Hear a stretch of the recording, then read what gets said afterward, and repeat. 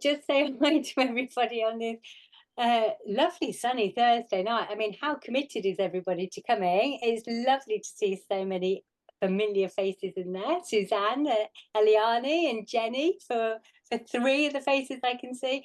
If people want to pop their cameras on, that would be lovely because it's always nice to see people's faces, isn't it, Ben? So anyway, I'm gonna hand over to Ben. So without any further ado, because I'm sure people don't want to hear from me. So here's and I'm really excited because I actually haven't heard you present before, Ben. So I'm really Wow. excited to be part of tonight's session. Yeah, so over to you. Brilliant, thank you. I'm going to mute everyone just to stop feedback noises, but if anybody wants to interrupt me at any point, please do. I do want to hear from you. I will try and keep an eye on the chat in case anybody wants to ask me questions, but I have ADHD and I tend to not notice the chat. So I also don't notice when people put their electric hands up. So that you can try it, but genuinely I get so focused that I won't notice it. So just interrupt and talk to me. So quick introduction for those who don't know me. My name's Ben. I'm the managing director of Inspired Children, a company working with vulnerable children. I've now worked with children for 35 years, at which point you're all supposed to say, "Oh, you don't look old enough." So thanks for not saying that. So I work with vulnerable children. I have a brilliant job. I work with some of the most amazing children in the country, but I work with children who've been through abuse and trauma. I work with disabled children and families. A lovely project at the moment where we work with newly adopted children to help them bond with their new families, which is a great one. We take them out in the woods. We're doing one in July. And we just have fun with sticks and dens and just running around. We love doing those. We also do projects where we actually help find forever families in the first place for children who are up for adoption. So we love doing that as well.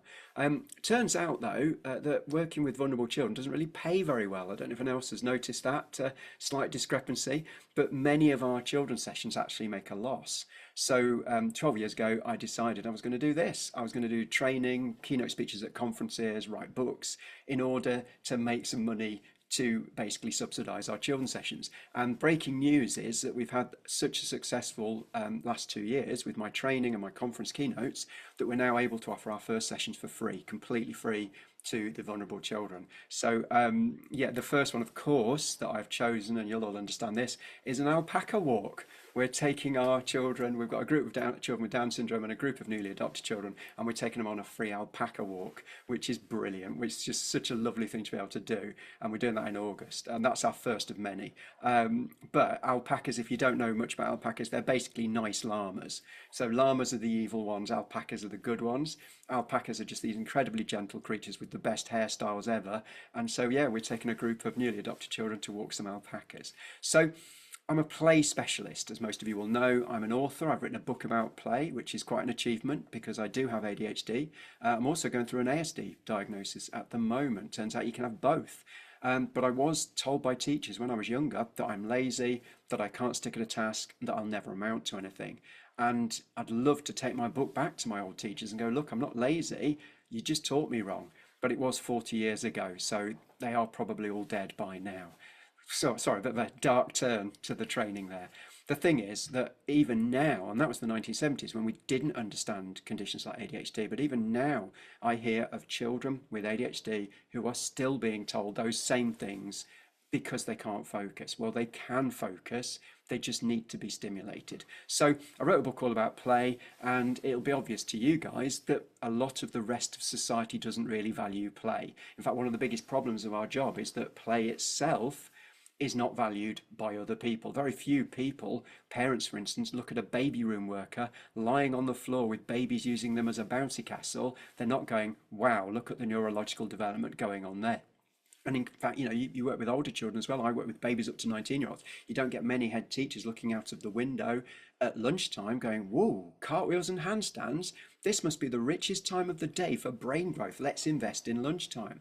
And I think it's because play looks silly. A lot of the best stuff that I do is the stuff that looks the most frivolous. The life-changing moments for our children are play.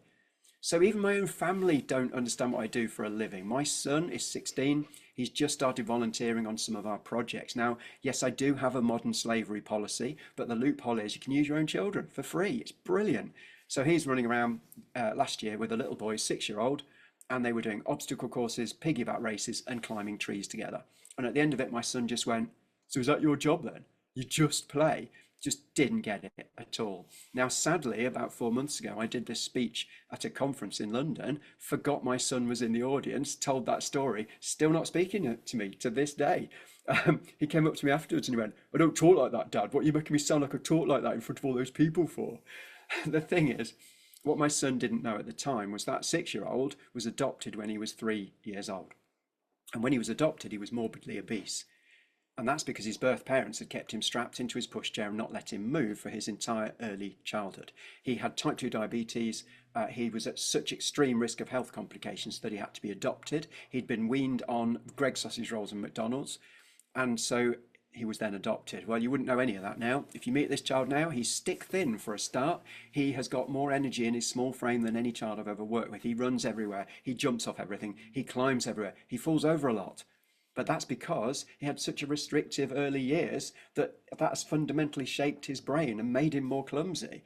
But of course, he's going to have some behavioural problems because, again, the early years experiences of play that he had missing would have shaped his brain. And yes, he struggles academically, but none of that matters because he's thriving.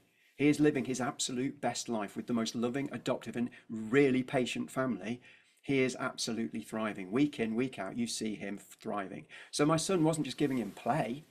My son was giving him the exact kind of play that he'd had deprived for his whole early years. So to a child like that, play is not just a big deal. Play is everything. And I think that's the message I'm really keen to get across to you guys. You all know, you wouldn't be on this course if you didn't know that play is amazing. But it's not good like let's all eat a bit more broccoli good. We're actually talking profound life-changing experiences for our children. And hopefully by the end of this session, it's only a short session, I'm going to demonstrate just how life-changing play can be. So I'm going to set up a presentation. It'll only take a few seconds to do, but they have just changed the interface with Zoom, so everything's not where you expect it to be, but hopefully this will work straight away. So hopefully you should be able to see me superimposed over a presentation. If Felicity could give me a thumbs up if that is working, that would be very helpful. Thank you, Felicity. So I'm going to get you to do something just to illustrate one of the main benefits of play, the really first thing we want to look at. This is not going to be weird at all, I promise you, because what I'd like you to do is do pat a cake to your screen. And don't worry, if anyone sees you, they'll think that's a perfectly normal behaviour. So we're going to practice a little pat a cake. So if you follow me, try and copy what I do. So we're going to start with a clap and then a pat to the screen. Then we're going to do a clap and a right hand to the screen and then a clap and then a left hand. That's all it is, because my poor brain can't cope with anything more complex. So we're going to do that, but we'll get it faster and faster. So we start with clap, pat, clap, right, clap, left, clap, pat, clap, right, clap, left, clap, pat, clap, right, clap, left, clap, pat, clap, right, clap, right. My brain has now stopped working. So pat cake, it's such a silly thing. Anybody watching you doing that to your monitor is going to think, what's going on there? But even something that simple, we know is using a massive amount of your brain as a child. And that's the best thing of all about play, is that we now know the biggest factor for growing brains. And it's the simplest bit of neuroscience that you'll ever learn in your life. We know what grows brains. Your babies are born with mushy, tiny brains. Nothing against babies. I love working with babies, but they can't have a game of chess, can they? And that's because they have a smooth surfaced ball of mush for a brain. You know the cauliflower shape that's in all the pictures? They don't have that yet. That's built later on. What they've got is a 30% the size small ball of mush. And we now know what turns that vulnerable brain into the full size adult brain. Does anybody know what age full brain maturity is? Well, I don't know. I've asked you that, but you're all on mute. It's 25. 25 years old is when your brain is fully mature, which means some really important things that people don't think about. If you are under 25 watching this today, or you have colleagues who are under 25, they're still building their brains.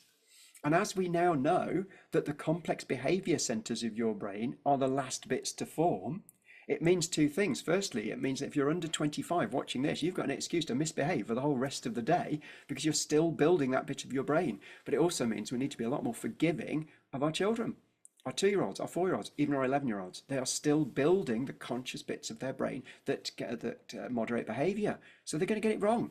Doesn't mean make them bad people, doesn't mean they're going to grow up to be serial killers. It just means that they are a work in progress and we need to support and guide them. So We do intergenerational work, which is brilliant. We get 4-year-olds to do patty cake in the old people's home with the 8-year-old. And that playful interaction between the 8-year-old and the 4-year-old actually improves the 8-year-old's brain health in real time sometimes. Even patients who already have dementia and age-related diseases like Alzheimer's come back to themselves more like their old selves because of the playful interactions with the 4-year-old. But forget the 8-year-olds for now. Think about the 4-year-old. Their brains are a long way from fully grown. And we now know what builds that brain using it. And we know that simple moments of play use the brain and use more of the brain than anything else you do. More than sitting still listening to a grown-up speak, more than sitting at a table, more than watching screens. Moments of play activate an entire swathes of activity across your entire brain. And even just the varied nature of play just automatically uses more of the brain, because one day you're up to your elbows in cornflour and water doing the sentry play, next day you're digging a hole, next day you're climbing a tree, and then your puppet's got an actual voice and personality. That is so many different bits of your brain being used that we now know that play is the most important brain growth tool you will ever use. So as I say, it's not just let's go on a few more walks, good for us, good for us. We're talking about a fundamental building block for brain growth. And even something as simple as pat a cake is activating huge amounts of their child's brain. So here's the thing, your babies learn to clap. How does a baby learn to clap in the first place? Well, there's several ways. One of the ways, the most obvious one, is mirroring. So babies are geared up to mirror our behavior. They've got even brain cells called mirror neurons to copy you clapping. But if you've ever worked with babies, or you've got your own babies, you don't wait. You don't wait for them to copy you. You physically grab the baby's hands and you make them clap. And you're probably making funny noises at the same time. Ah, boo, boo, boo. Ah, boo, boo, boo. Now, I know it sounds like a weird kind of child abuse, but it isn't. It's called attunement play. It's one of the most important early types of play when the adult shares moments of play with the child. If you don't believe me, though, that it sounds weird, later on this evening, try it with your partner. Or if you're in the pub later, just grab a random friend or stranger, grab their hands and go, ah, boo, boo, boo, ah, boo, boo, and see what they say. But when you're doing that with babies, it is not just a wonderful moment of attunement. It's not just a shared moment of play, which is activating their nurturing system. It's also activating a massive amount of their brain because you're helping those early physical movements that are going to underpin all of the other stuff we do. Because we now know that early physical movement builds the infrastructure for your mathematics and your speech and language and all your other stuff. So that silly moment that anybody on the planet, except for people who know, will dismiss as frivolous, is building the infrastructure in the child's brain for the rest of their life. And the truth is, a TV screen can never grab a baby's hands and make them clap. And the average screen time in this country is now 7 hours a day plus for a child. And these screen interactions do have some benefits in some cases, but nowhere near the benefits of real interactions with real people and real play. And that's what we do. We give children play. And our remit is not social work, it's not therapeutic, it's not educational. Our remit is to give children back their childhood, because that's what's being taken away from them when they don't get to play. So that hopefully has all been clear, but you are looking at me in stunned silence, so I better move on really quickly. What I'd like you to do now, very quickly, is have a think back to your own childhood. Think about anything you used to play as a child. And I'd like you, if you could, to jot down in the chat anything that just pops into your head. And there's no rules on this. You can be 3 years old, you can be 19, it can be last week, but it's something you like playing as a child or even as an adult. Write it in the chat and we'll just see what people come up with. So off you go.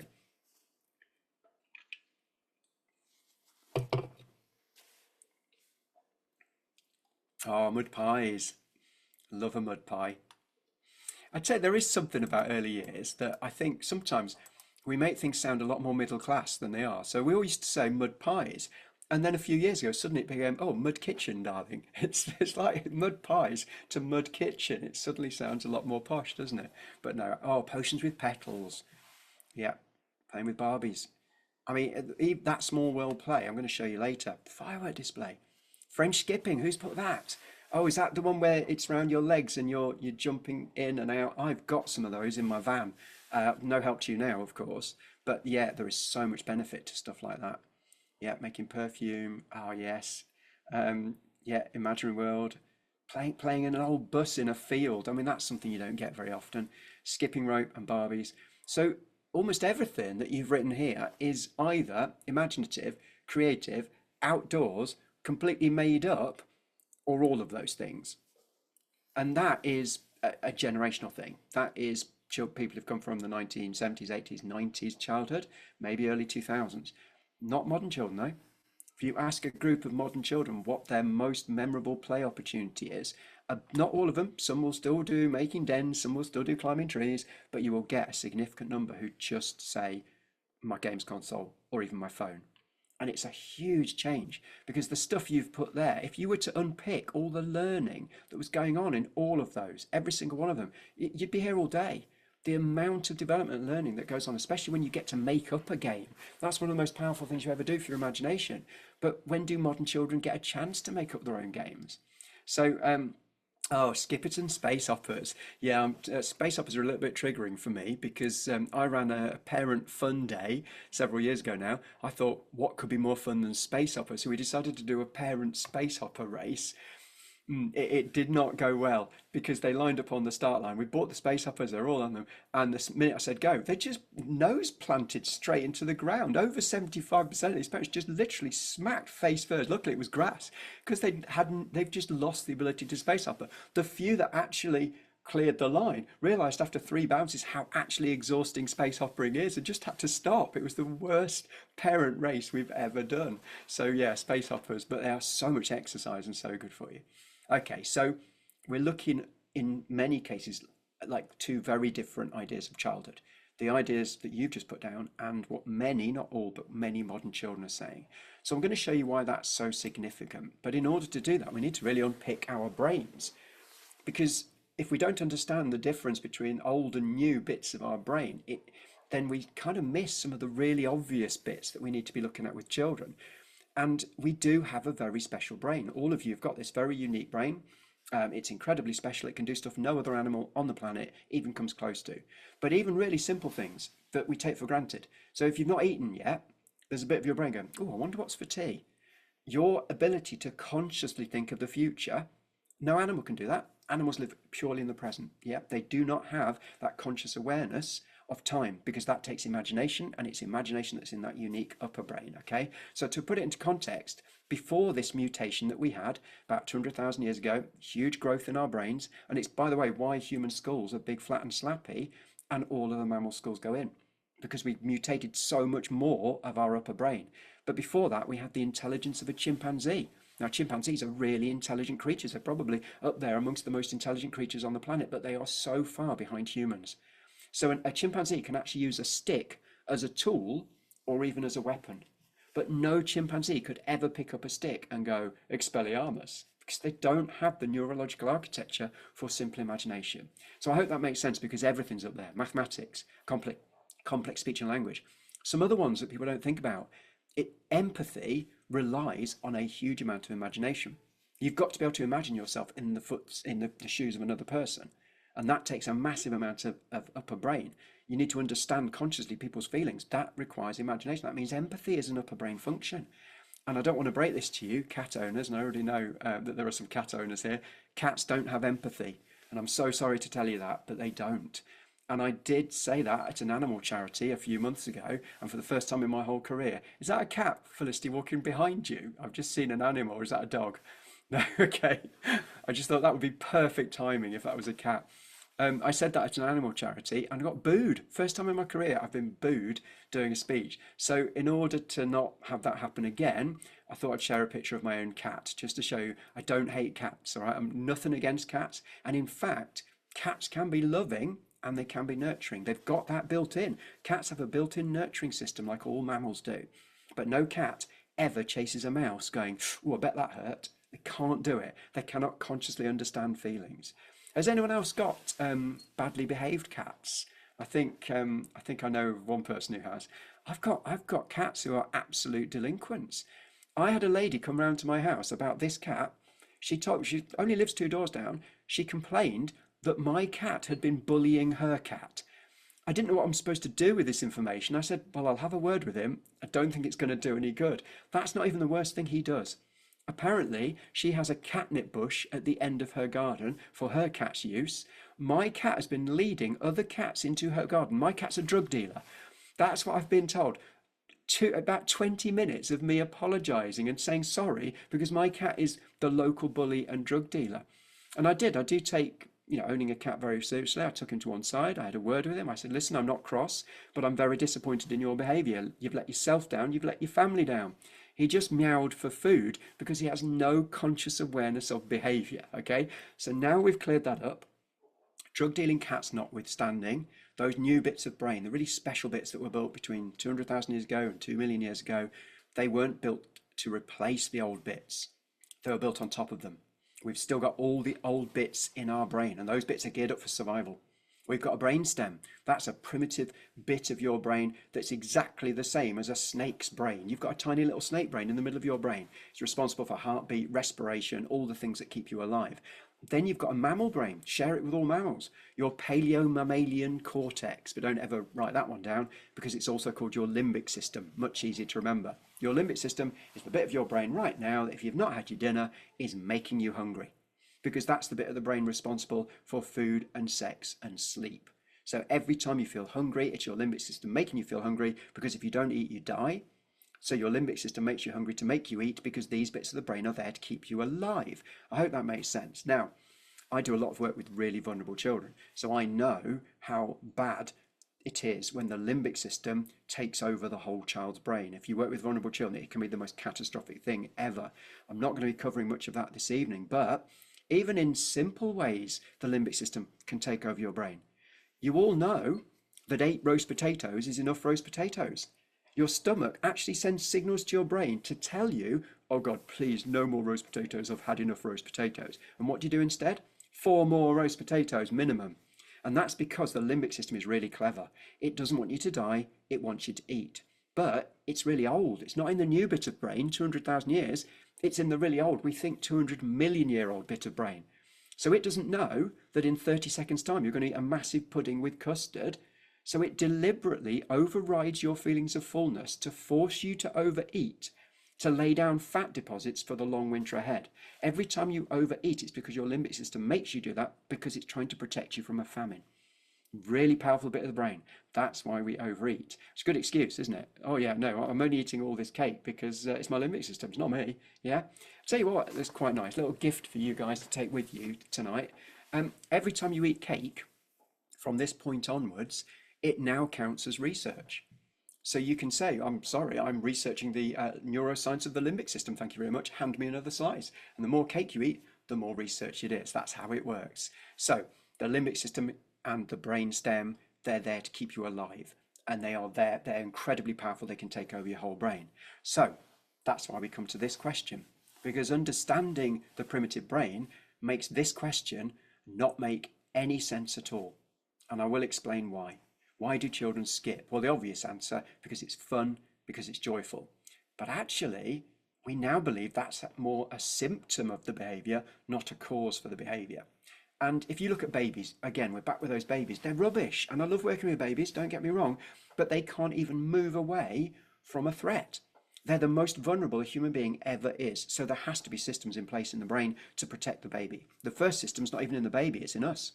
We have a built-in nurturing system that makes us want instinctively to protect our vulnerable young. That system can be compromised by abuse or trauma, but for everybody watching this here, it's very likely that you've got an exceptionally well-developed nurturing system because you've chosen to work with children. It's a bit of a masochistic job if you think about it, but you've chosen it because you care. And that is the nurturing system in adults to protect our children. But obviously the baby has got protective systems in place as well. And the biggest one is its absolute instinctive drive to move, to learn to move effectively. Because only when you can move effectively can you avoid a threat. So babies right from birth are reaching and stretching. It's all instinctive, it's not conscious. They're wanting to get over onto their bellies because that's the first stage where they can start to pull themselves along. And then they want to get onto off their stomach to be crawling, and then maybe shuffling on their bottom for a little bit, and then they pull themselves up and they can walk. At no point has any of that been conscious. They're not coming into the nursery going, oh, hello, is it walking lessons today? Left leg? Oh, no, right leg. Oh, great, yes.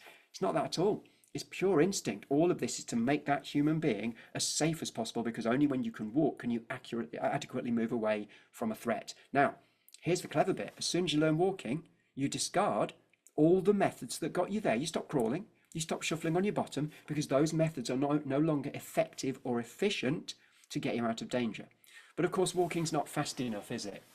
Has anyone ever worked with a 4-year-old who runs so fast that they take off? It's one of the funniest things. It's like for that brief second, gravity forgets they exist and they actually take off and then they're pinwheeling and of course then they face plant. Or working with 3-year-olds where they run where their top half runs faster than their bottom half. Yeah. So that is a child learning to run the perfect form of human movement to avoid a very real immediate threat. Once they've learnt running, and again, this has not been conscious, there's no running lessons, and they've learnt walking, they discard all the methods that got them there because they are not efficient or not effective. Yeah, they are now complete as a human being. So why would any sane individual that spent so much instinctive energy finding the perfect forms of human movement suddenly, out of nowhere, do this? Skipping. Yeah, they're doing a movement that's way slower than running, but takes way more effort, takes way more energy than walking. A movement that is utterly pointless, a movement that has no apparent benefit because it's way more inefficient and ineffective at moving away from a threat. And if you don't believe me, I guarantee that not one person watching this has ever skipped away from danger. Yeah, help, help, there's a shark after me. Never going to happen. Although you do need to question why there's a shark skipping down the high street after you. The thing is, it seems like a pointless movement because it wastes so much energy. Why would a sane individual that spent so much instinctive energy doing the perfect forms do something less than perfect? Well, here's the thing. Turns out that, of course, skipping is rubbish for short-term survival.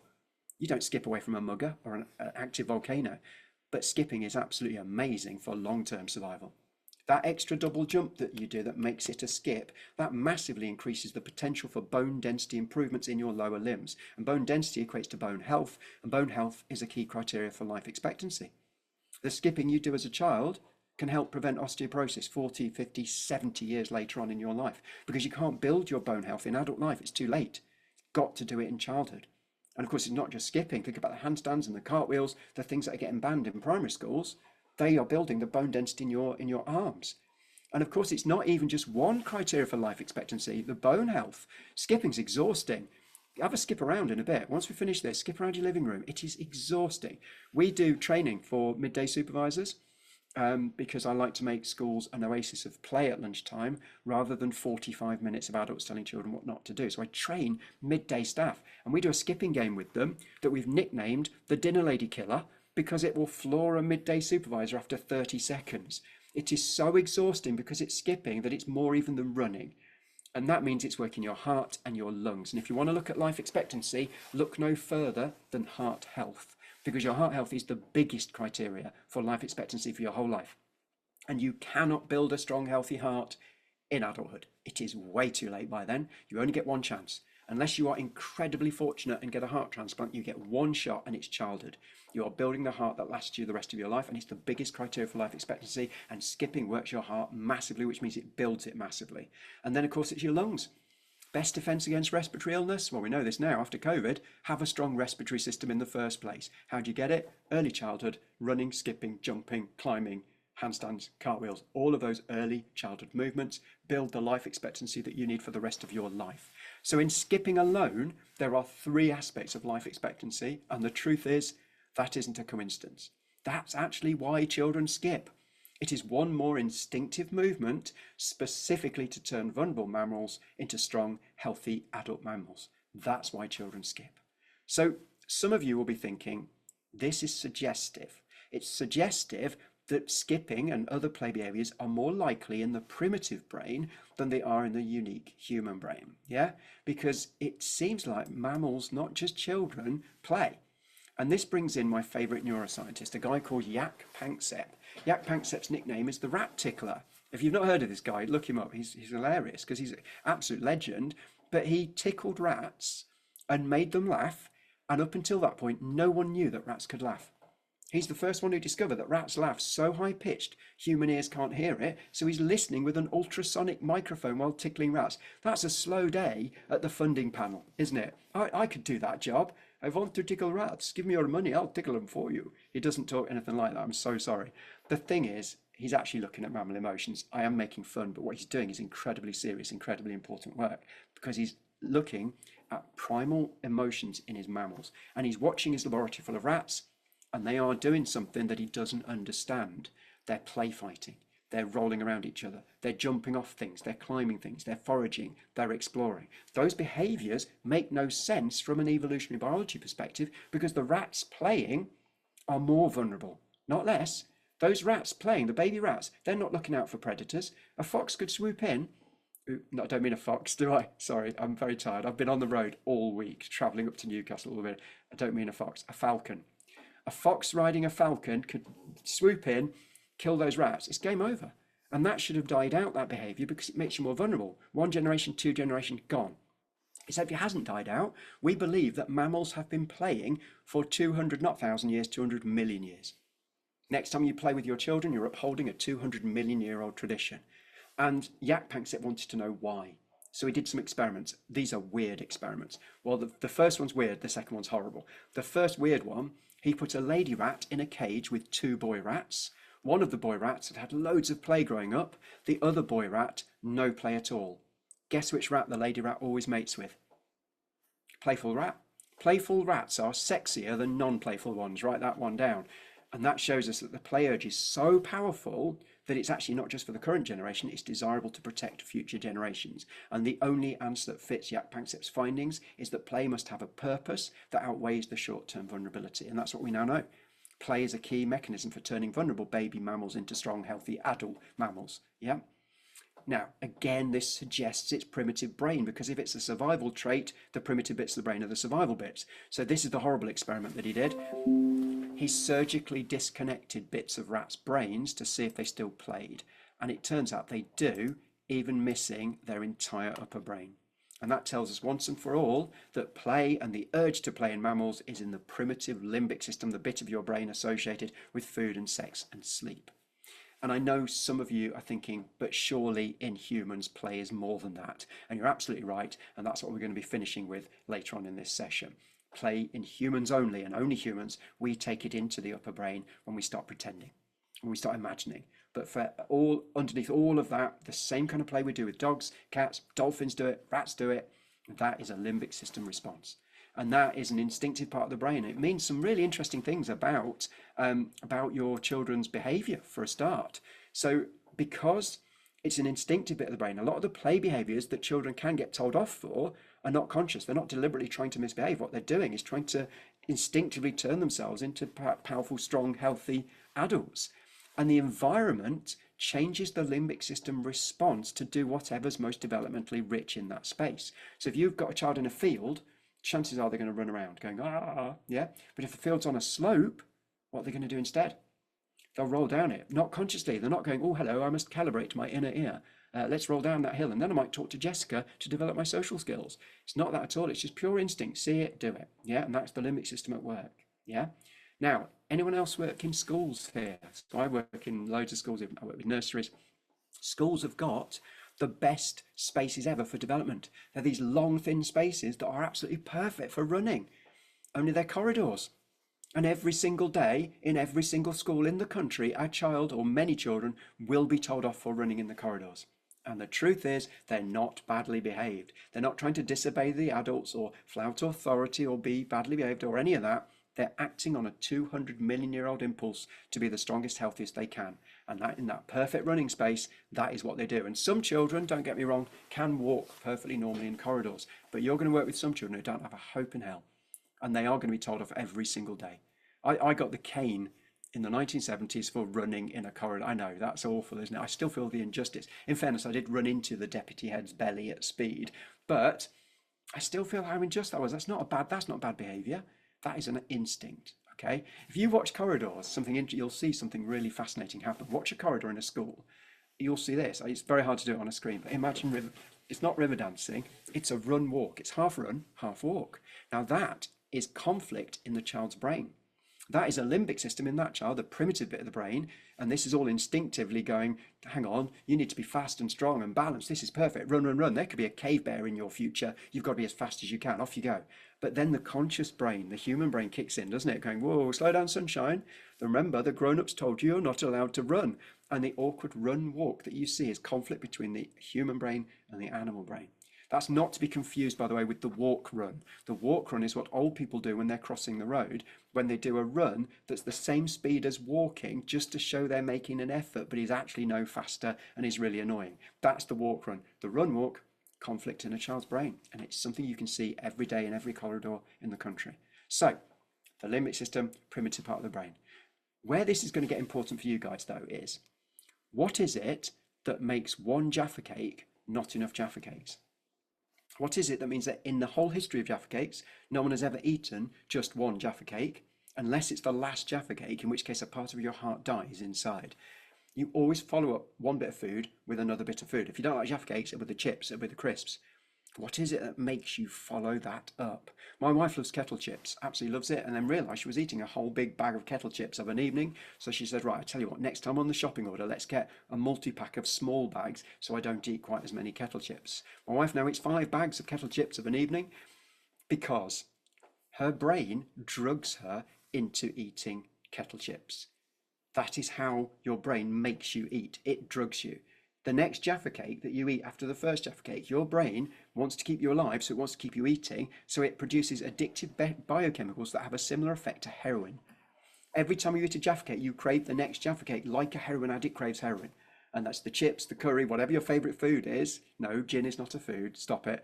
But whatever your favourite food is, your brain drugs you into eating more of it. That is how it works. And because Jaak Panksepp has identified play in the same bit of the brain, we now know that when a child plays, they produce the same drugs as you do when you eat cake. But we actually think even more. We think play actually takes precedence over the systems around food, because you'll see children forget to come in to eat when they're caught up in playing. Obviously, when the hunger gets too much, it will reassert itself. But in the short term, we believe play gives you even more of the biochemicals that you get when you eat the best chocolate ever.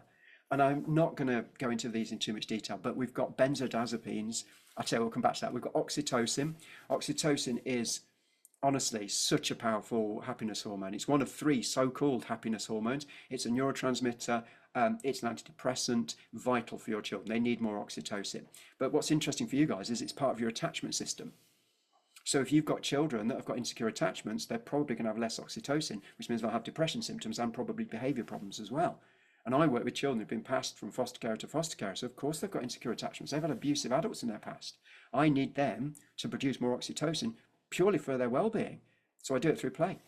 I get them playing and I top up their oxytocin levels through play. Now the tragedy is that I expect to work with children with attachment issues because of their adverse childhood experiences.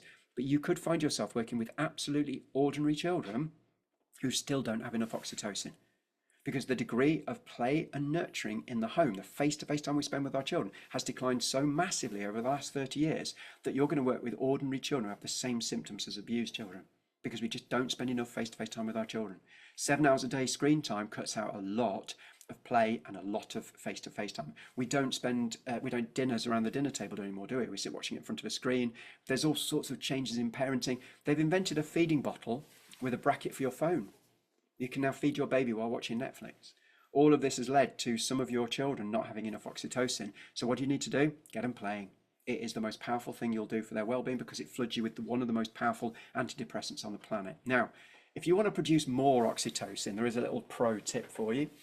It turns out if you play too, they ramp up the oxytocin levels, because it's also part of your attachment system. If there's a playful adult in that mix, it becomes an attachment, a nurturing, and a play experience, which means they massively increase their oxytocin levels. And we never say take over the child's play, don't make it about yourself, but you support their play. You join in with their play in a subtle way. So yeah, let them use you as a bouncy castle. Not only are they having brilliant physical play, but they're also flooded with even more oxytocin. You need to buy a slug sandwich from the Slug Cafe that your 4-year-olds have set up. If you work with 9-year-olds, you need to be running around dressed as a superhero with them, going ah, because you just being a playful adult in their mix will flood them with the most incredible happiness hormone. So oxytocin is incredibly powerful. But if that's not enough, opioids are anything with a similar effect to morphine. Morphine is the most powerful pain relief medication on the planet. Your children self-medicate when they play. That means if your children hurt themselves when they play, it hurts less. And one thing we're really keen to get across is, if you want to build children's resilience, You don't want to be over treating insignificant injuries and making it the end of the world when they have a tiny, ordinary childhood injury like a bumped knee or a bumped elbow. You want to be getting them playing. If you can encourage your children, instead of getting upset, to carry on playing, they actually self-medicate. So what we say is, still be sensitive, still be very nice to your children, don't ever be rude to them, but still say things like, oh, I know that must have really hurt, but I tell you what, go and play for 5 minutes, and if it still hurts, come back and we'll sort you out. 9 times out of 10, they don't come back because they're self-medicating on morphine. Now, don't do this though. I've worked with midday supervisors. I told them this. I said, don't treat insignificant injuries, get them playing, but still be nice to the children. This lady came back the next week and went, well, you'd have been ever so proud of me. This child came up to me with an injury and I said, you're confusing me with somebody who cares, and I walked away. No, that's not it at all. That's the opposite of what I've said. You still need to be nice to your children and be sensitive. But if you can encourage them to play when they've hurt themselves, and I don't mean if they've got a serious injury or a head injury, I mean a bumped knee or a bumped elbow. Ordinary childhood injuries, get them playing. Then it doesn't hurt as much. You've also got something called GABA, which is in modern antidepressants, and then benzodiazepines. So Valium is an actual benzodiazepine. This is the most powerful anti-anxiety medication on the planet. Your children produce it naturally in their brains when they play. I worked with a head teacher who had 2 massive Valium tablets, and that was for flight anxiety. One for the trip out, one for the trip back. Yeah, so she took 1 Valium tablet, and this is how she described it. A very sensible, serious lady as well. She went, well, Ben, it was like an angel had enfolded me in its wings and was carrying me over the ocean. That's how she described 1 Valium tablet. The weird thing is she didn't like it. She didn't feel like herself. She felt out of control. So she didn't dare take the second tablet. So of course, not my next question was, oh, have you still got the second tablet? No, she'd binned it, which is a shame because these things have a street value. Genuinely, you could sell benzodiazepines and make money on it. Now, this means something about your children. They are flooded with the optimum biochemicals for well-being. Ironically, the optimum biochemicals for behaviour as well. And I'll tell you why that's ironic in a minute. But it does mean that your children can become literally stoned on play. And that's not a joke. Their pupils will dilate and they'll get so excited on play that that well-being just goes through the roof. And in fact, there's been a Warwickshire study of post-COVID children by a psychologist and an early years specialist. Really interesting read. Do you know what their top recommendation is for post-COVID children who are struggling? More giddy time. That is what they've recommended. It's a very serious study, but more giddy time, number 1 recommendation. And it's that giddy time that sometimes people think is badly behaved, but it isn't. It's this. It is a wonderful moment of joy, and it's a wonderful flooding with the optimum biochemicals well-being. So, the controversial bit. If you take play away from a child, it's the biochemical equivalent of starving them. You'd never starve a child, would you? That would be immoral, illegal, it would be a safeguarding issue, and yet it is standard practice in almost every primary school in this country to take away a child's break or lunchtime if they've not finished their work or they've misbehaved. This needs to stop. There are so many different reasons why. It's not just me saying it. There are so many different studies that show this can be genuinely damaging to your vulnerable children, to your neurodivergent children. It is absolutely catastrophic. It is a truly heartbreaking thing to do to children. And other countries in the world believe it to be abusive. So it isn't just me saying it. In fact, in America, you'd think America would be more about, academic and not about children's well-being. But no, 6 states in the US have banned the practice of taking away a child's break, or recess they call it, or lunchtime. And yes, of course, it's not about well-being, it's about academic achievement. Turns out if you don't have a break, you don't do as well in academic tests. So this practice of taking away a child's break is utterly counterproductive if learning is your priority. If the well-being of your children is a priority, then it's catastrophic, because this is even worse for vulnerable children. And remember, your vulnerable children don't all manifest as quiet, withdrawn, and nice children. Of course some do, but the vulnerability can often manifest in negative behaviour. So as a penalty for negative behaviour, you take away the child's only chance to get those wonderful pro-social chemicals that could help that child to thrive. You've just taken them away from a vulnerable child because their behaviour's deteriorated. So please, if you have any power at all with the primary schools that you work with, or your feeder schools, if you feel confident and don't do anything that's going to make you feel anxious, maybe you could share this with them. And to help you with that, I've prepared a PDF document on my website, which is a load of different reasons and precedents why children need their break. And it's everything from the World Health Organization to the British Psychologist Society. British Psychologist Society said if you take away a child's break or lunch, it's a breach of their human rights. So we're not talking just me, we're talking about a lot of agencies and lots of studies about well-being, lots of studies about academic achievement. And also, these are the pro-social chemicals. They're sometimes called pro-social chemicals. So when I say it was ironic, that I mean that because you take away chemicals that make you behave better if you take away a child's break. So it will work as a short-term deterrent because nobody wants to lose their break, but that child's more likely to misbehave in the next session because you've not given them a chance to emotionally reset. It's also a very confusing precedent set up because if you're telling the child that the outdoors is good, the punishment is the classroom, you're setting up the precedent that the classroom is a bad place to be. Well, surely for learning to be effective, you've got to show the child the classroom is the really good bit to be. You know, you should, as a punishment, make them go outdoors. And no, that'd confuse them. Don't do that. That was a joke. What you should be doing is telling them the classroom is a fun place to be and a place where learning is fun, not that this is the place of punishment. So do bear that in mind. I will just very quickly share one study with you, which is the myopia epidemic. If you're not sure about this one, basically it's short-sightedness. And there's been lots of stuff about this in the media, but don't think it's still getting out there. The World Health Organization is saying if we don't reverse the current trend of children's poor eyesight, by 2050, over half our children will require glasses. And the biggest reason is that they're not going outdoors enough. Now, obviously, screens are going to be a factor, but we don't have the research on it yet because they're too new. But we do know that children need outdoor light. They need natural light to activate their eyes more powerfully than artificial light. And if they're kept indoors more, there is a higher chance that they will become short-sighted. Also, I said it at the beginning, everything that you need for adult life is trained in childhood, including the muscles in your eyes. Your eyes have muscles for focusing. If you're indoors, you're only focusing on the short distance, the middle distance. If you're outdoors, you can constantly flick between all the focal distances, which trains your eyes, which means you're less likely to need glasses.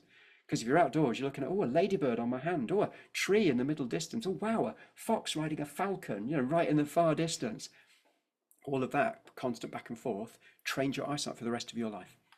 So I'm going to move on from that. I'm not going to do it anymore, but please do look on my website if you want to challenge this or ask me about it in the questions at the end. So on that note, I thought that was a bit heavy, wasn't it? So I'd share you a picture now. It's not just children. This is a parent. We do parent training to train parents to play more with their own children. It's a weird job, isn't it, I lead? But it works. We get parents to understand the importance of play because it's not taught properly on antenatal training. Well, I teach them all the neuroscience. I don't shy away from that. But they like it as well. They love the neuroscience bits, but we get them playing more with their own children. And 3 weeks later, you'll notice a difference in the children because they're now not just getting play in the nursery or the school, they're getting it at home as well. So this is a heavily pregnant lady running in flip-flops. Now, please don't panic. It's, there's no next picture where it's all gone horribly wrong. I'm just saying you can't fake that. That's not a fake, say cheese for the camera moment. That's benzodiazepines. That's an adult getting it on a parent. And we do the sessions online now, so the parents can have like this, can have a glass of wine and crisps, or we do them face to face like this one. So they are tricky. Has anyone else had challenging parents, shall we say? The first one of these I did, the parents hated me.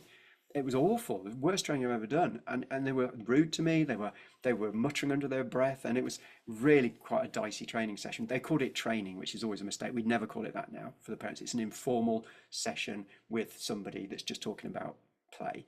But this one lady turned up on crutches and started to just be the most horrible woman on the course. She was being rude to me. She was muttering to her mate. She was giggling away, but not in a good way.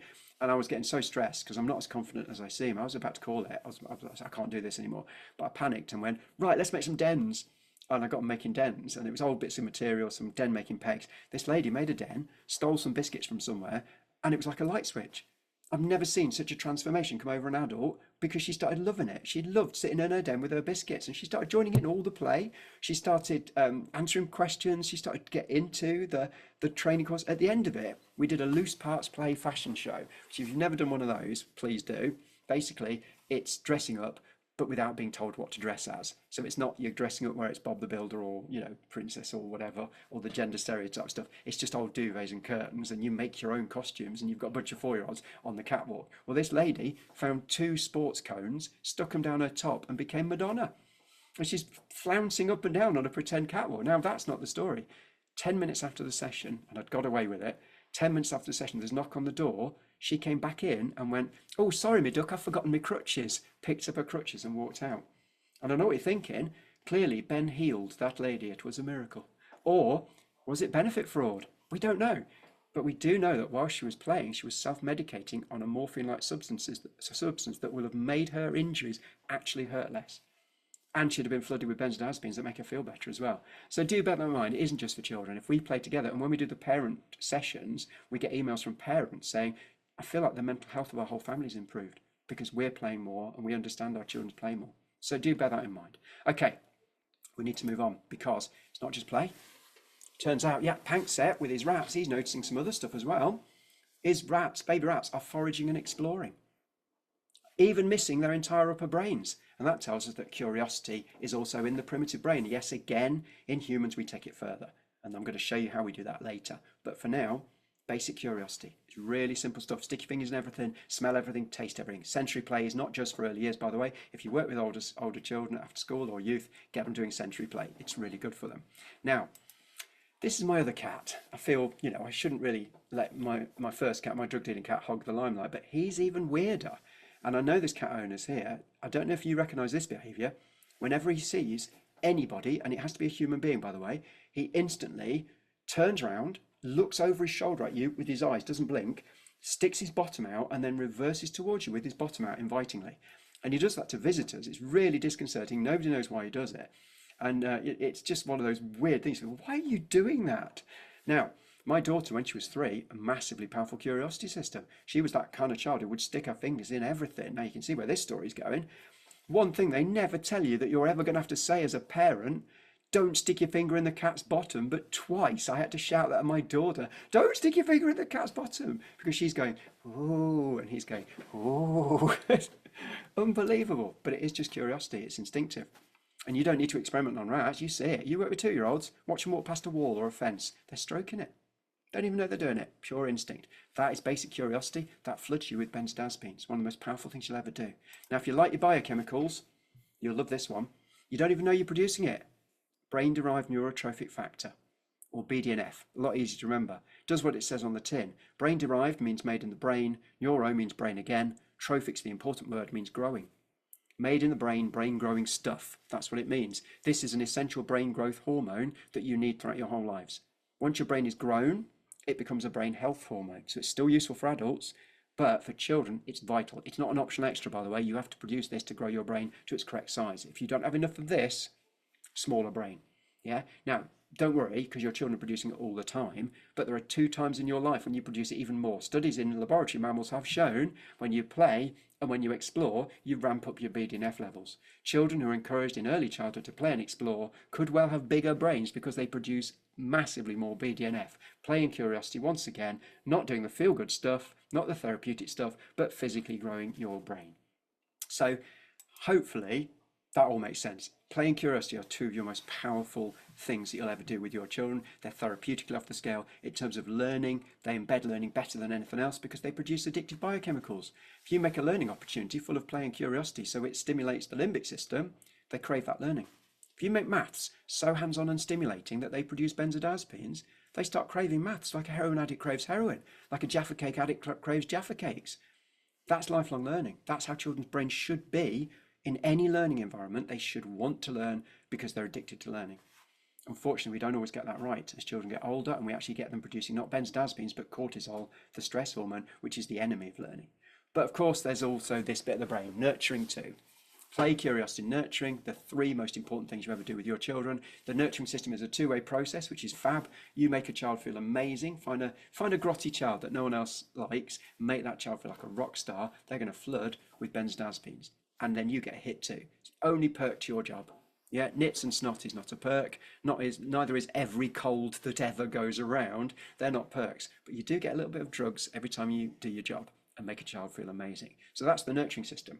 And these three things are life-changing. These are off the scale with what they do for children, and it's our pedagogy.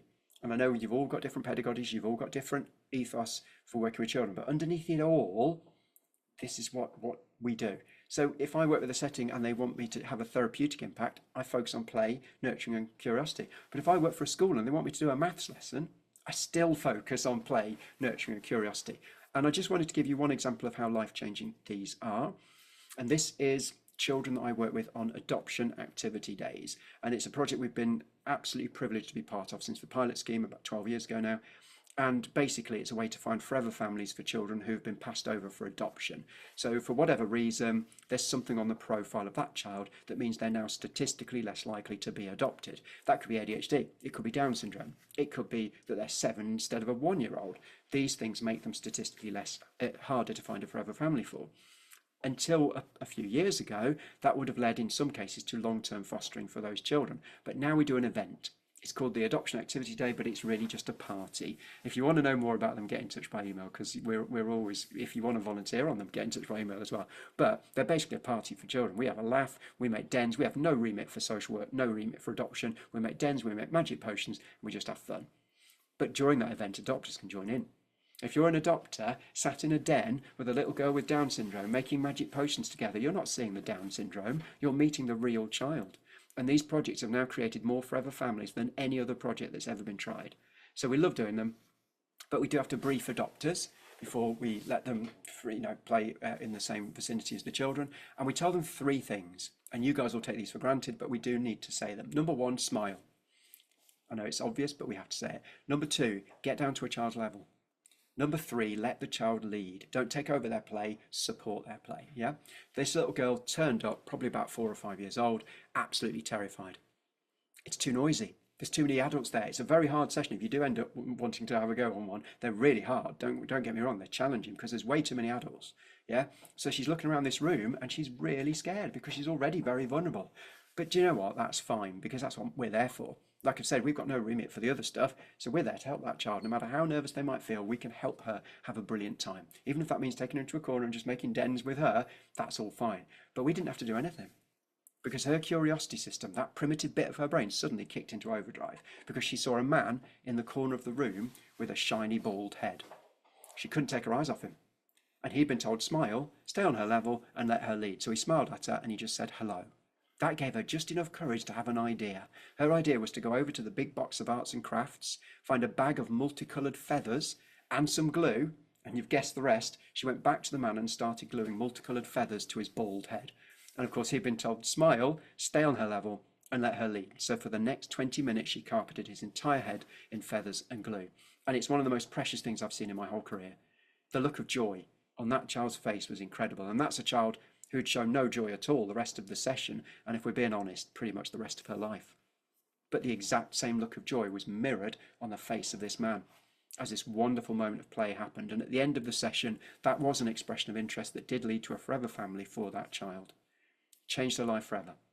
3 simple things. The curiosity. Ooh, what's that shiny thing glinting in the corner? Then it's the nurturing, him being on her level, the smiles, the soothing voice that he used, the body language, all of that enabled the play. Play is the glue that holds it all together, quite literally in this case, as it dripped off the side of his face. That play moment changed her life permanently and forever. So we're not talking about eat a bit more broccoli good, are we? We're talking about life-changing, profound experiences. And there are so many stories I could tell you about children who have genuinely had the most profound experiences purely from play, in a stimulating environment and he's surrounded by nurturing, caring adults. That's what makes the difference. So all of that primitive limbic system, yeah? I'm going to show you now, and I've only got a little bit of time left. I'm going to show you how we move from that primitive bit to the more advanced bit, okay? And it's ever so quick. So I'd like you all to do the quickest ever bit of foraging and exploring. I'd like you to find something in your room, anywhere, wherever you are, that's a bit interesting, and bring it back to the screen. Now, don't worry, there's no competition here. I've got literally nothing interesting in my shed, so I haven't got anything that I can show. But it doesn't matter. It can be a pen for all I care. It's something that you go, oh yeah, I love that. So I want a little bit of foraging and exploring, and bring something back to the screen. Off you go.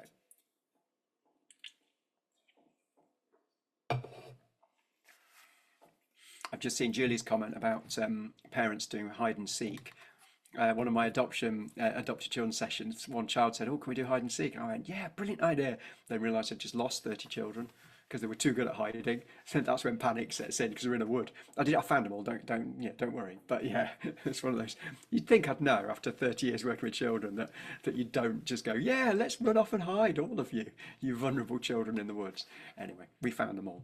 Okay, so bring something back to the screen. And if you can hold it up to the screen, that would be really good. Oh, Elaine, I love your owl. That's awesome. Jenny, I love the it's a mobile, fantastic. I've got a makeup brush because my wife noticed that I get very shiny on the hot training courses, so I actually have powder, which I forgot to put on anyway. But anyway, so that's my interesting object.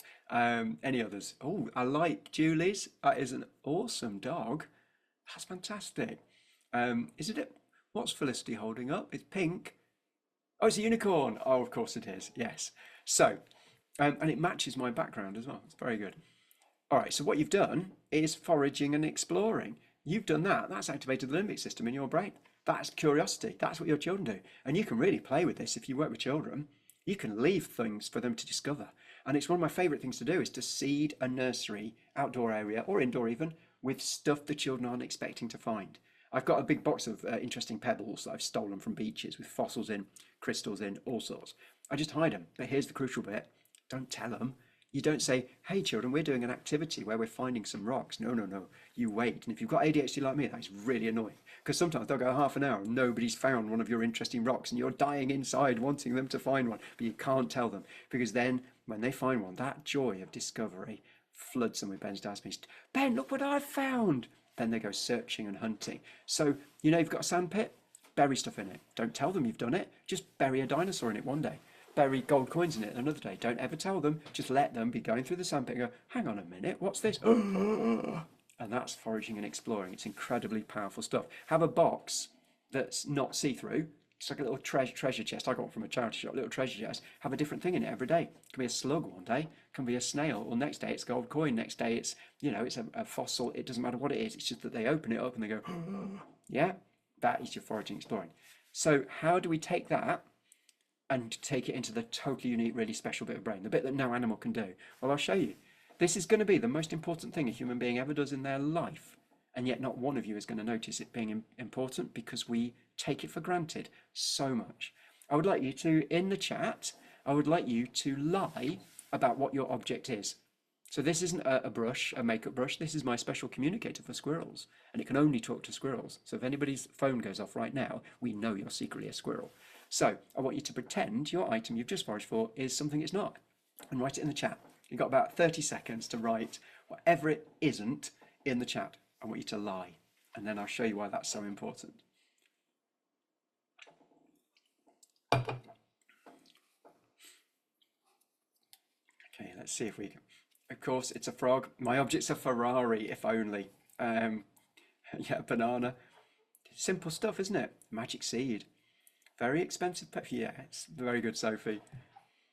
Yeah. Shirley works with children. Mine's a nose picker. Special hiding space for a very small person. A secret. Oh, this is gorgeous. Yeah, I mean, this is it's so special what you're doing. Only nobody recognizes it as special. I will keep reading them, but I need to move on. I'm running out of time. I want to leave time for questions. So, um, why is that the most important thing a human being ever does? Well, it actually leads to everything. Everything that makes you human. And right now, if you made a list of stuff that you can do, but you tick all the things that animals can't do on your list, you'll have a list of two halves. On one side of the list will be running, jumping, climbing, going to the toilet, picking your nose, because monkeys can do that. There's loads of stuff that animals can do. Don't you think it's weird, and this may be just me, that we celebrate the animal bits of humanity sometimes more than we do the human bits? So like a dog could chase a ball around a field. It's only humans that we literally pay millions of pounds for chasing a ball around a field for 90 minutes. That makes no sense to me at all. Although I would pay to see an FA Cup final between cats and Labradors. I think that would be brilliant.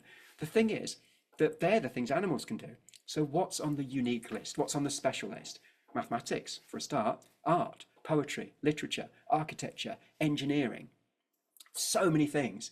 Every single one of the things on the unique human list relies on one fact, one premise, that we can lie. That is the basis of every single thing it means to be human. And I can explain it really easily. Think of a number between 1 and 10. Yeah, hang on, my psychic powers are working. It's 7. Anybody? Was I right for anybody? Statistically, I probably am. Yeah, see, psychic. I'm not psychic. But the number 7, when you see it written down, is 2 lines.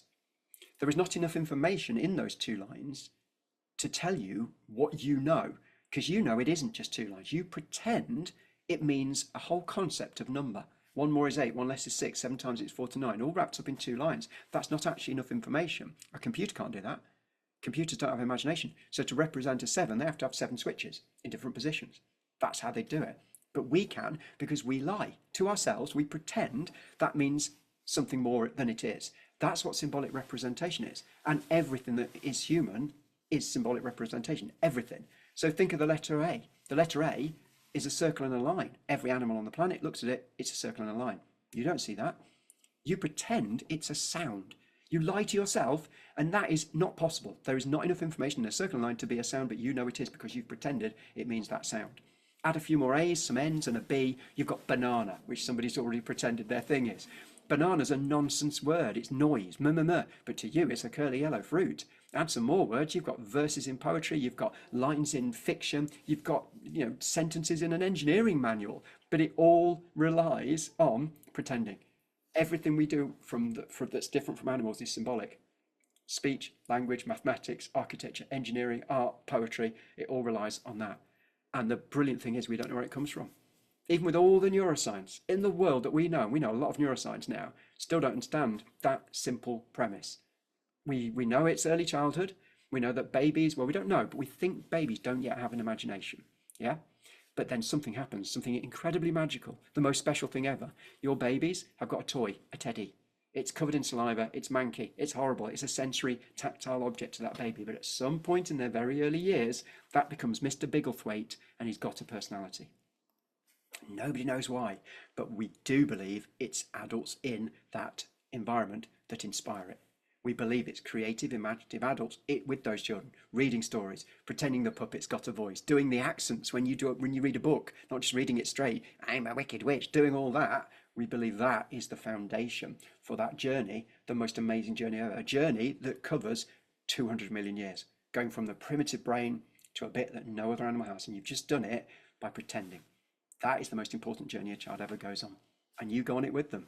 I've just written an article they do this ABC of working with children. I can't remember who does it now, but it's one of the bigger companies. And last year I got P for play, which I was really, really privileged because there's some really big names up on there as well. I was really privileged. This year they're giving me J for journey. So I've written, I think, one of my best articles ever, but it's all about the journey you go on with the child. And one of the journeys is me and my son reading Lord of the Rings together. It's an incredible journey to help him overcome his dyslexia. Anyway, so foraging, exploring leads into imagination. Why is that important? Well, imagine a bumblebee with the head of a bull. I want you all to try that now. Imagine that bumblebee, imagine what it sounds like, what it looks like. Okay, is that about right for some of you? Do you know what's weird? Not one person will have imagined the same bumblebee with the head of a bull. You're all different. Some of you will have imagined a giant bull's head, or a normal sized bull's head, but with a giant bee's body, so a really big creature. Other people, completely opposite. Some of you will have imagined a normal sized bee's body with a tiny, tiny bull's head. There are other people watching this, I guarantee, who will have imagined a giant bull's head on a tiny bee's body. And those people are called serial killers. Right, that is absolute proof, empirical. No, I've made that up completely. You're not a serial killer. Well, not necessarily. It doesn't mean that. It just means imagination is different. Yeah? But there is this tendency, isn't there, to assume that some people are imaginative and some people aren't. And that's not true. So I love sci-fi and fantasy. Yeah, always have done. I love it. I love Game of Thrones. I love Lord of the Rings, all of these things. That's just one type of imagination. My wife loves Married at First Sight and Emmerdale. But it doesn't mean she's less imaginative at all. It's just different. Even if you've got a very literal view of the world where you don't like things that are made up or fantastical, doesn't make you less imaginative. You're just as imaginative. And I can prove it. I want you to imagine, instead of this fantastical creature that doesn't really exist, imagine a square in your head. That's all you need to do. Now rotate that square. Imagine that square slowly rotating in your head. Turns out that even that literal imagination does exactly the same thing to the brain as the fantastical. And this was two things that scientists at Dartmouth College got their subjects to do when they were trying to find out where imagination sits in the brain. A bumblebee with the head of a bull and rotating a square, amongst other things. Both of those did the same to the brain. And this is a pictorial representation of the bits of the brain that came into play. And this is after they've removed the background, because the brain's always working. It never shuts off. So these are the bits that are enhanced. So actually imagination uses even more of the brain than this. And this is just a whole brain. And in fact, Alex Schlegel, the lead scientist, is quoted as saying, it's a firework display of activity in the brain. And that's why I've been using that phrase all the way through today, because that was his words. I love it when scientists, they're all supposed to be sensible and serious, aren't they? And they just went, it's a firework display, because imagination is one of the most powerful things you ever do. It lights up the brain like a firework display, means it uses so many bits of the brain, overlaps all of the brilliant stuff like mathematics and communication language and all of that. Simple imagination in early childhood is the key to unlocking so many wonderful things. And I haven't got time. I'm running out of time. I want to finish in the next 5 minutes or so. So I'm going to pick one bit of the brain just to blow your mind, and it's the red bit. And the reason it blew my mind is because it was utterly unexpected, because that is your occipital lobes. That's where you process visual images from your eyes. So why is it unexpected and weird that there is so much activity in that part of the brain? Well, the people on the experiments had their eyes closed. So there was literally no information going to that bit of the brain. And yet that is flaring more than anything else. Why? The most exciting thing you'll ever learn about working with children. Turns out that imaginary experiences activate the exact same bit of the brain as if it's real. If you imagine a picture, occipital lobes go, visual cortex. You imagine a sound, if you're Bumblebee or whatever you call it, Derek, whatever that was, if it made a noise, your auditory centres would have gone as well. If you all imagine right now pretending to play the piano, there's been a study in music that shows you can actually improve your ability to play the piano by imagining playing the piano, not by even touching a piano, because you've worked the exact bit of the brain that controls the limbs to play the piano in the first place if you imagine it. And this is how powerful it is. And the piano experiments, it wasn't even just in the brain. You actually improved the neuronal connections between the brain and the fingers. You improved the connections down your arm by imagining playing the piano. Sports psychologists use this now. So if you imagine the perfect tennis serve, that isn't the perfect tennis serve, just so you know, over and over again, improve your tennis serve, golf swing, doesn't matter what it is, imagination activates the exact same bit of the brain. That means in early years we can do anything. Or if you're with older children, same goes. Nothing's impossible now. Nothing's off the table. If you work in a bank, you can't go into the bank and go, oh, let's not open the tills, let's go to the moon. You can. Tomorrow you get some cardboard boxes, build a rocket and exit the rocket going, oh, I'm moving in slow motion. You're giving children a firework display in their brain. You're giving them real experiences of being on the moon because you're activating the same bits of the brain. It's one of the most powerful things you ever do, and nothing is impossible. Now, I do know what you're all thinking secretly though, and unfortunately, sorry about this, you can't develop abs by imagining sit-ups. I've tried, it doesn't work, and that's why this isn't my body at all, okay? Just in case you were in any doubt, because I know it's a very clever Photoshop and you can barely tell the difference, you can't. I'm sorry, you can't develop abs or any kind of muscles through doing exercise, imaginary exercise. That would be ridiculous, wouldn't it? Except, I did a speech at a sports conference last year, and I was actually talking about how imagination gets children more active than sport. So it's a very controversial talk. A sports psychologist ran up to me afterwards and said, wow, thank you so much. That has opened up so many more avenues for getting our children moving. But you are wrong. I said, what do you mean? He says, well, there has been a study that shows you can put on small amounts of muscle mass by imagining exercise. Mind blown. Because I know what I'm doing next after this, imaginary gym. You can actually, your brain is so powerful, you can put on muscle by imagining exercise. So far, it's only one study, but if this is borne out, isn't that the most incredible thing you've ever learned? That's how powerful human imagination is. So I didn't show you this just for a cheap laugh. I showed you this because it illustrates that the human imagination is one of the most powerful things there is. I do parent training sessions, and we actually don't invite children because we found our parents are much less inhibited when they've not got their children around them. We found we can get through to them more. But there's always a parent who doesn't read the letter, which means that there's always a child coming up, in tow. Last week, sorry, 2 weeks ago, there was a little boy doing, he came in, we gave him dinosaurs to play with. And midway through, I looked over and he was having an argument between two dinosaurs, the Velociraptor and the Triceratops. And he was going, he'd developed individual personalities, individual distinct imaginary characters for two totally separate entities outside of his own brain. He's 3 years old. It's the most mind-blowing thing you'll ever do. But it's even powerful enough to actually affect and change your body. So that's it. That is pretty much, this is one final little bit I'm going to share with you about the power of play, and then I'll open it up for questions. This is not something I have time to go into detail about, but it is worth bearing in mind that there are negative sides to your limbic system. Anger, fear, and anxiety, genuinely toxic emotions. I do hold training courses on what this does to our brain. And one of the real problems at the moment is that people don't understand the simple physiology of the limbic system. It's really simple stuff. If a child is scared, their amygdala triggers. Their amygdala is the fear center of the brain. We know this, that's obvious. But what people don't realize is just literally what it does to your body. You all know that it speeds your heart up and it makes you breathe shallower because that's trying to oxygenate your muscles. But one of the really simple bits of physiological things is that your fingers tense up in preparation of forming a fist.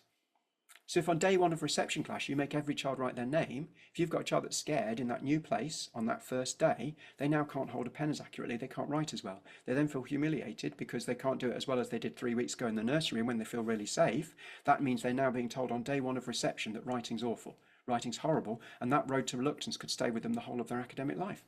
Just because nobody understands the simple, tiny bits of neuroscience and physiology of the limbic system. And there's so much more of that as well. I'd love to go into detail, but one little bit I will just share with you, and that's cortisol. It's not benzodiazepines. It's not Valium. It's not opioids. It's nasty stuff. Cortisol is horrendous. Cortisol floods your brain when you're stressed, and you should be all right. Actually, we now know that if the cortisol leaves your system after 40 minutes or so, that's about how long it takes, then you should be all right. Weirdly, we all have a tolerance to cortisol. And I would say weirdly because it's how we build it up that's weird. How do you build a tolerance to something? Well, you ingest small amounts of it. That's what Roman emperors used to do back in the day when they used to get poisoned. So they would take small amounts of poison to build up a tolerance so that when somebody tried to poison them, they didn't die. Your children do it with cortisol. Cortisol is poisonous, but children practice with it. How? Risky, challenging play. Every time they jump off steps, every time they pretend there's a crocodile in the cracks in the pavement or play What Time Is It, Mr. Wolf, they're actually flooding themselves with a dangerous hormone. But because they're doing it through play, it's actually the only safe time in their whole lives is to do that. And weirdly, I've just been approached by another publisher actually to write a third book, and it's going to be about outdoor play, but I want to bring in risk and challenge because I think the overprotecting children is more critical than we ever thought. It doesn't just damage their development, it could well be affecting their mental health as well because they don't build up a tolerance for cortisol. So, cortisol is evil, horrible stuff. And the biggest problem with cortisol is it's acidic. And if it doesn't leave your brain after 40 minutes, and for some children it won't, because the cycle of humiliation that produces cortisol leads to negative behavior, which gets them told off, which produces cortisol, which means that they then fail at something else and feel humiliated. And you get some children caught in a cycle of humiliation and negative behavior, so the cortisol stays in their system. If that child goes home to a loving, nurturing family, then at least they've got a chance of being all right. If they don't, that cortisol is in their brain all day, every day. And unfortunately, cortisol is acidic. It's so highly acidic that if it stays in your brain for too long, it burns your brain. It will actually atrophy. That means it breaks down key bits of your brain. One of them, your hippocampus, where you process memory. If you suffer from prolonged anxiety, you can't remember new stuff as well. And I've had that in my life. I've had an interesting life, shall we say, and I've had points in my life where my memory has gone completely because of the long-term anxiety that I experienced. Your children, if they're learning at that point, if they're in school or if they're in nursery, that's the most critical time of their lives for learning and remembering stuff, and you've just taken that away from them because they literally are burning the bits of their brain that process that. It's also your prefrontal cortex, which is a really important bit for self-awareness, for impulse control. That bit starts to atrophy in the presence of cortisol. It's the most heartbreaking thing ever that some of your children have already got brain damage before you even work with them. But this whole session is about the power of play. If you give children time away from stress, your children's brains will actually heal even the acid damage. Your children's brain is an incredibly resilient organ. Children are not always resilient, but the brain is. If you give it space away from stress, if you make your sessions and your settings an oasis of calm, an oasis of safety, their brain will begin to heal. But there is a shortcut. We said it was the power of play. Turns out if you play in a nurturing environment that's full of stimulation, that child will self-medicate on the exact drugs you would get if you went to the doctors with anxiety in the first place. And the best thing of all, a majority of the chemicals of play, nurturing, and curiosity are antacids. They're the opposite pH of the dangerous stress chemicals like cortisol. That means you physically balance the acidity in a brain every time you create a wonderful nurturing environment full of stimulating resources and people, and you enable play. Play is truly life-changing, and for your vulnerable children, it is the most powerful thing that you will ever do because it physically balances their brain. And if you make sure the child produces all of these chemicals, then you could actually squeeze out those playing children. You could bottle those chemicals and they have a street value. That means you could give them to me because I've got a cat who could shift them on the black market for you. And on that note, that's me done. Thank you so much, guys, for listening. I'll open it up for questions for the last 10 minutes, but any questions at all, do get in touch. I will just say that if you want to take a screenshot with all my contact details on, you're welcome to do that, because you might think of a question 3 days from now. Oh, I wish I'd asked that weirdo that. Just get in touch. Email, LinkedIn, Facebook, any other social media. I'm not very good at social media. Don't expect many posts if you like my Facebook page, but I do still post. 2 books are now out, which is a bizarre thing for somebody with ADHD to say. Very Unusual Journey to Play is everything we've talked about now, but way more. And then my new book is all about joy, because I realised that children experiencing joy is one of the most important things ever. So I thought, well, this must be really important. It must be in the EYFS, mustn't it? It's not mentioned once. Not a single time. It's not mentioned in national curriculum. It's not mentioned in development matters. It's not mentioned in the characteristics of effective learning. Simple word. It's the most important thing our children experience, and it's never mentioned. So I wrote a book to put that back on the map, to show you biochemically, neurologically, evolutionary, from every perspective, from music and singing to dancing and play and all of that, why children need joy. So that's available from Amazon and other bookstores as well. Apart from that, are there any questions? And can I make a little request as well? Could I just say, could people just put their comments in the chat in terms of, the feelings around the session, just in terms of, I mean, people have already done it voluntarily, but it's a good way for us to get a snapshot instead of sending out tedious evaluation. Oh, yes. So if people could just comment, that would be really helpful. But personally, loved it. You had me crying with laughter at times, and Oh, thank just you. the amount of information you know about the brain and brain development and play is phenomenal. I blew my mind. So thank Oh, you so thank much. you. Really Yeah. inspired. I, Thank I, because I've got ADHD, I only learn stuff that's relevant. So I've got a very narrow view of the brain, just the play stuff. My wife's doing a master's in psychology, and I don't know half the stuff she's talking about. I've got this very kind of focused you. I approach to like it. what you know. Well, that's why I can't do DIY. I know too much about the brain at play, so I can't do any kind of DIY or gardening very well. Um, Okay. Please ask questions while I'm here. You've got me. I won't be offended if you don't, but please do. If you've got a question, unmute or put a question in the. Um, yeah, if you've got. So I've just seen Sarah's. I'd love to come. I'm in London all the time. Always doing inset days and conferences. So yeah, if you want to get in touch, my timetable does book up a long time in advance, but I never charge a cancellation fee. So if you've got a date, send me an email. I'll book the date in, and then even if you have to cancel it, you don't lose anything. But it just means you've got a date. Um, Oh, thank you. I really appreciate that. Thank you. It's been a long week. Honestly, I'm exhausted. And just after Wouldn't this, know. driving to Harrow, straight after this for a hotel for a conference in Harrow tomorrow. So, yeah. Um, oh, thank you, Julia. I appreciate that. Um, Anybody got any questions or anything at all while I'm here? So yeah, so the website's got that thing about breakdown, the breakdown document. I also accidentally wrote a song about a jazz hands dinosaur, so there's a free children's song that you can download. Um, the reason why I wrote that song is actually in my new book about joy, because it was one of those bizarre coincidences. Because I'm not musical at all, but now if you type in songwriter Ben Kingston Hughes, jazz hands dinosaur song comes up. So that's free for you guys if you want it. Ben, you made reference to a paper that was written by Warwickshire. Um, Yes. do you know what it was called, or do you know the reference, or could No. you drop Yeah, so at the moment they're not sharing it with other local authorities, but they're willing to talk to people about it. So what I can do is give you the contact number, contact email of the woman who wrote it. So I've only seen it as a series of slides because she presented her findings at a conference. But yeah, it's at the moment I think that they are. I think they will release it, but at the moment they're still working on it. So yeah, send me an email and I'll send you that through. Um, brilliant? Thank you. That's my only question. yeah. Yeah, giddy time. I've never heard that before on a study. I loved that when I heard that. More giddy time for children. One of my colleagues talks about chuffness, when you're dead chuffed. Yeah, chuffedness. That's a good one. I did a wellbeing conference yesterday in Croydon. God, 5 hour drive to get back from Croydon. Anyway, but they got a group of children who were wellbeing ambassadors, and they were amazing. Like right from the year, the reception class child who was speaking confidently into a microphone to a whole room full of people answering questions all the way through. And it just made me realise it's not rocket science. We know what experiences children need because those their head teacher has focused more on well-being than they have on academic achievement. They now have a group of children who can speak confidently in front of 200 people and articulately as well and intelligently. And it all adds up, doesn't it? We know what experiences children need in childhood and they're not being made to feel rubbish. And that Yeah. school, they didn't, I don't think they even realised how amazing those children were. I was amazed. I had to go on after them. You imagine following a group of children like that. It's like, no. But yeah, they were fab. I hated them, but they were fab. No, I didn't. They were fab. Okay. I don't think you're going to get any questions then.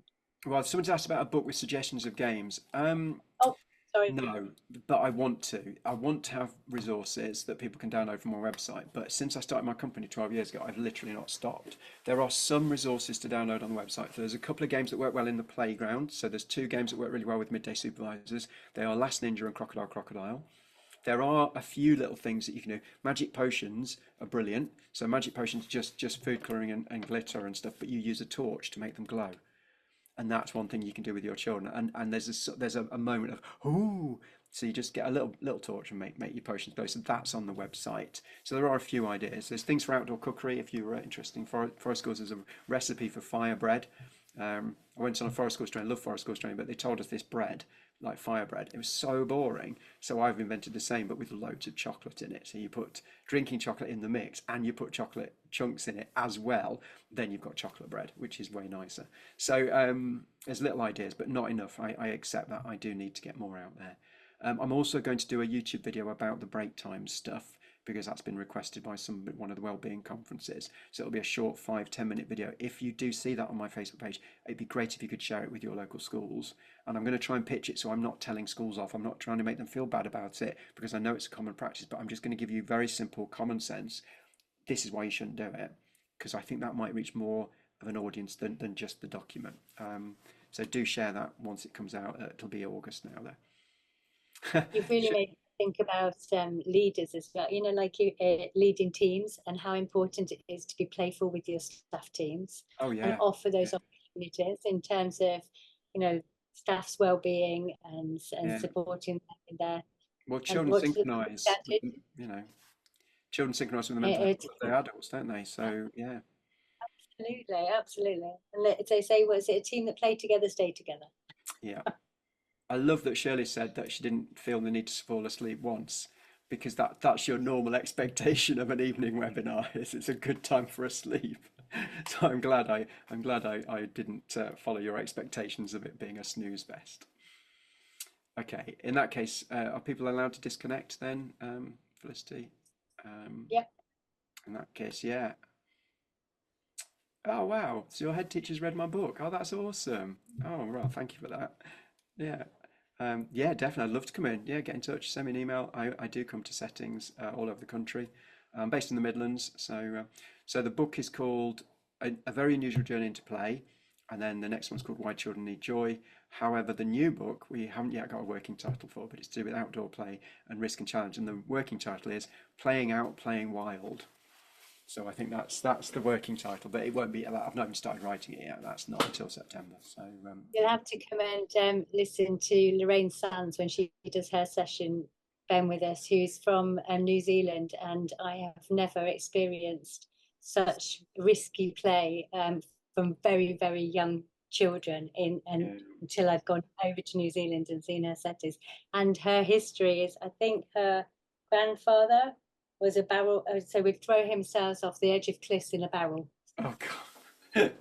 Yeah, see, we try So and have that, the risky play with our younger children, but when we work with teenagers we do some properly dangerous stuff. And we've done fire skipping. So there's a special skipping rope that you fill with paraffin, you set light to it, and as it's arc of fire, the teenagers get to jump in. And these are teenagers with oh, extreme behavioural problems. They've never once misbehaved. Because you don't, you're not wandering, you're not bored when you're jumping into fire. You're absolutely in that moment, and you're terrified as well. So, and we've oh, never. you'll only burn yourself once, won't you? Well, yeah, well, weirdly, I mean, it doesn't apparently. It's not that dangerous because it's just the way it works is that even if it hits you, you're very unlikely to set on fire. And they've got fire blankets, they've got extinguishers if that ever did happen. But the guy was saying he's never had an injury with it. So it's weird, isn't it? But yeah, I did fire Yeah. poi, so fire juggling, fire poi, and fire skipping. Oh, I had to do it first. The young people wouldn't do it, and so I did it first. I'm in my 50s thinking I'm going to die tonight because I've got to try and demonstrate. So, yeah. Okay, guys, if you disconnect, I think we're done. And I'll see you all again sometime, hopefully. Thanks, everybody, and thanks, Ben. That was really, really great. My Thank you. pleasure.